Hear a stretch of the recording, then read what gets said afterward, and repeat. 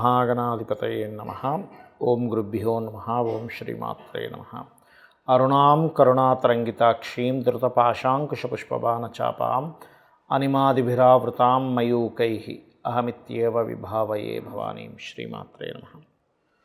వాస్తుశాస్త్రంలో మన జాతచక్రంలో ఉండే కాంబినేషన్కి వాస్తుకి ఉన్నటువంటి లింకు, మనకి జాతకపరంగా ఎదుగుదల లేదు అంటే మనం పూర్వజన్మల్లో చేసుకున్నటువంటి కర్మ ఆధారంగా జాతక చక్రం నిర్మితమవుతుంది. దానికి తోడు గనక మనం తెలియకుండా ఇంట్లో ఏదైనా వాస్తు సంబంధించిన దోషాలు చేస్తున్నట్లయితే అది ఇంకొంచెం దాని యొక్క నెగటివ్ ప్రభావం అనేటువంటిది ఎక్కువగా పెరుగుతుంది. కాబట్టి మనం ఎటువంటి ఇబ్బంది పడుతున్నప్పుడు వాస్తులో ఎటువంటి జాగ్రత్త తీసుకోవాలి అనే విషయాల్ని ఒక్కొక్కటిగా మనం చెప్పుకుందాం. అయితే ఈ యొక్క అంశాలు చెప్తుంది నేనైనప్పటికీ కూడా చెప్పిస్తుంది సాక్షాత్ లలిత అమ్మవారిగా భావిస్తూ ఒక్కొక్కటిగా తెలుసుకుందాం.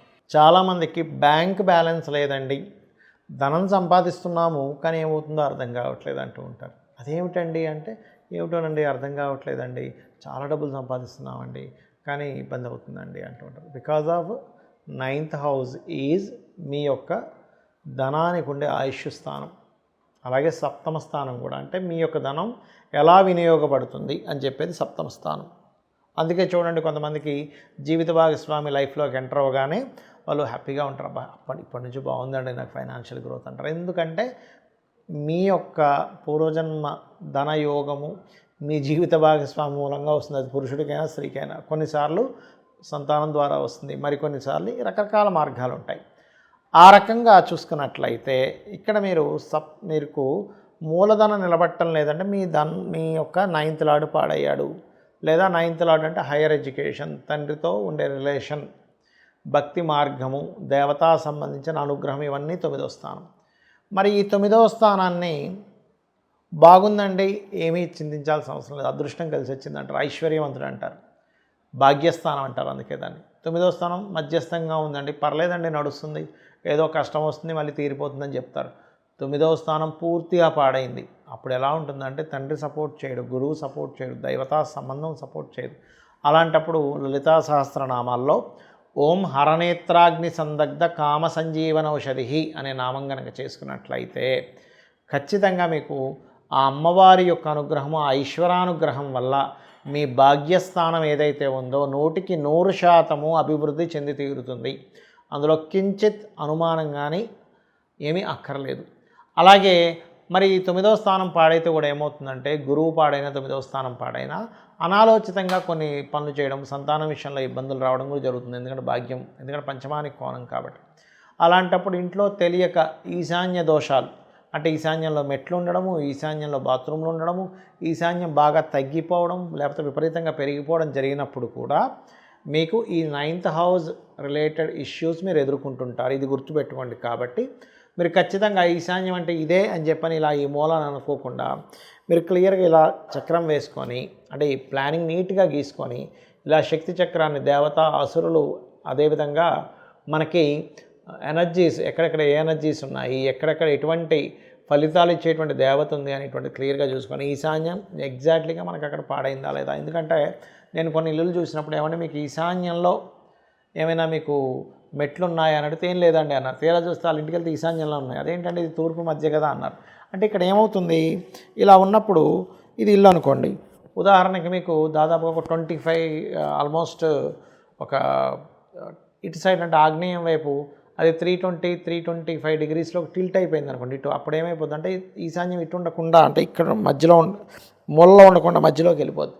తెలియకుండా ఏముంది, ఈ తూర్పులో మెట్లు కడుతున్నాం కదా అంటారు. అప్పుడు ఏమవుతుంది, మెట్లు చాలా ఎక్కువ బరువును సూచిస్తాయి. కాబట్టి వాళ్ళ థింకింగ్ లెవెల్స్లోని వాళ్ళ యొక్క సంతానం మీద దీని యొక్క ఎఫెక్ట్ అనేటువంటిది పడుతుంది. చాలామంది ఏంటంటే ఒక గృహం, అది అద్దెల్లు కావచ్చు, సొంతిల్లు కావచ్చు, తీసుకునేటప్పుడు మొట్టమొదటిగా ప్రధానంగా తీసుకోవాల్సినటువంటి జాగ్రత్త ఒకటి ఉంటుంది. అదేమిటి అంటే తూర్పు, పడమర, ఉత్తర, దక్షిణాలు, అదేవిధంగా ఈశాన్యము, ఆగ్నేయము, వాయువ్యము, ఈ ఫేసింగ్స్ ఏవైతే ఉంటాయో మెయిన్ డోర్స్, ఇందులో పలానాది మంచిది పలానాది చెడ్డది అనేటువంటి జనరల్ స్టేట్మెంట్లా కాకుండా అసలు మీ పేరుకి వర్గు నిర్ధారణ అంటారు. ఆ వర్గు పరంగా అసలు మీ పేరుకి ఏ ఫేసింగ్ పనికి వస్తుంది, అది చాలా చాలా చాలా ఇంపార్టెంట్. అది మీ యొక్క లైఫ్ని ఒక మలుపు తిప్పుతుంది. మీరు ఒకవేళ బ్యాడ్ టైంలో ఉన్నా, అంటే ఒక పలానా మహాదశ నడుస్తుందండి, ఏంటో నా టైం బాగాలేదు, కానీ వర్గు పరంగా మీరు సరైన దీంట్లో ఉంటే మీకు ఆటోమేటిక్గా మీకు లైఫ్ అనేటువంటిది సెట్ అవుతుంది, గుర్తుపెట్టుకోండి. ఇక రెండవ విషయం, ఎప్పుడు కూడా వాస్తు అనగానే మనం వాస్తు పండితులు వస్తారు, ఇది కూల్చేయండి అది కూల్చేయండి అంటారు అనుకునేటువంటి భ్రమ నుంచి ముందుగా బయటికి రండి. చాలామంది ఏమంటారంటే తెలియక అన్నీ కూల్చేసేయండి, గోడ తీసేయండి, రూమ్ తీసేయండి అంటుంటారు.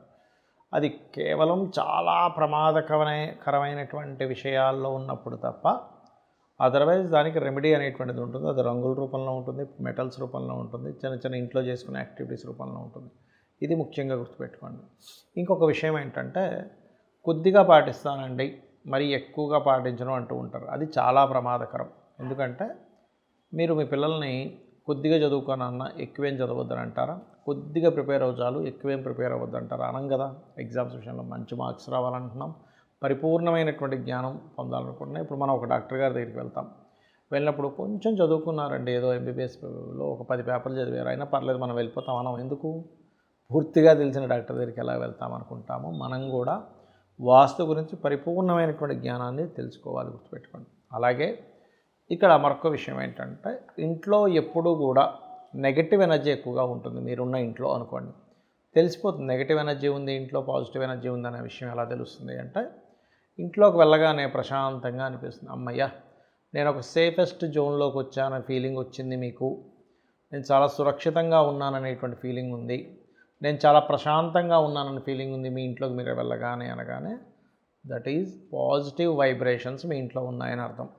అలా కాకుండా ఇంటికి వెళ్ళాలంటేనే మనసు అంగీకరించక, వెళ్ళిన తర్వాత సరిగా మీకు ఏదో తెలియని ఒక నెగిటివ్ థాట్స్ ఎక్కువగా ఉంటున్నాయి, ఇంటి నుంచి ఎప్పుడు బయటికి వెళ్ళిపోదామా అనిపిస్తుంది అంటే, ఆ యొక్క గృహంలో ఖచ్చితంగా మీకు అది సపోర్ట్ చేయట్లేదు.